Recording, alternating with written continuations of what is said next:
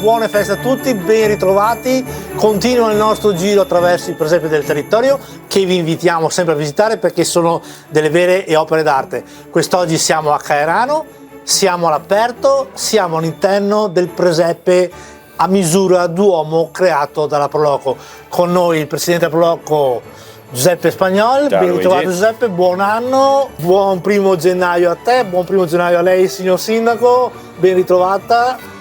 Giuseppe, partiamo dall'inizio, un presepe quest'anno dedicato a una persona particolare. Sì, vogliamo dedicare questo presepio a un scomparso, Luigino Zorzetto, che abbiamo procurato il suo cappello e dedicato un piccolo pensiero a lui perché è stato il promotore del presepio e quindi mi sembrava il minimo che potessimo fare per ricordarlo.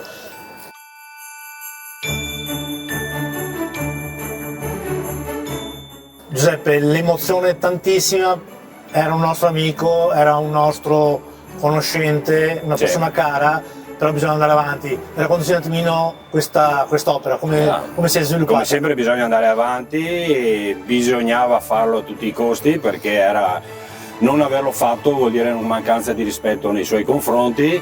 Ringrazio i collaboratori che ci hanno messo l'impegno. Sappiamo che questo è un presepio all'aperto, quindi siamo soggetti alle intemperie, però ci siamo riusciti anche quest'anno a farlo.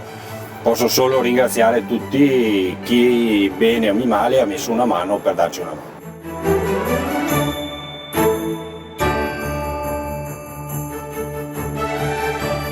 Giuseppe, un'ultima cosa, è un presepio all'aperto, quindi è visitabile sempre, ma dove ci troviamo? Sì, il presepio è in piazza Caerano, sul parcheggio antestante alla chiesa, dove posso ringraziare anche Don Paolo, il nuovo parroco.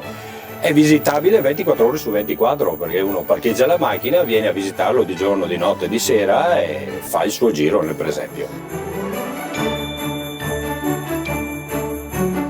Giuseppe, noi intanto ti ringraziamo, come ringraziamo anche i tuoi collaboratori, vi auguriamo anche un buon anno e con un buon anno lasciamo la parola al sindaco di Caerano San Marco, Francesco Altin, per dare un augurio istituzionale di buon anno a tutti i telespettatori.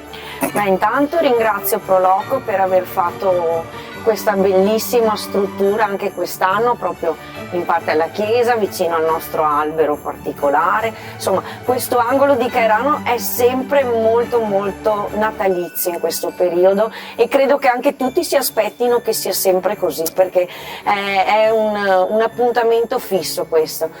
L'amministrazione fa gli auguri di buon anno a tutti i caeranesi e non a tutti quelli che passeranno a visitare questo piccolo angolo di Caerano allestito proprio per il Natale.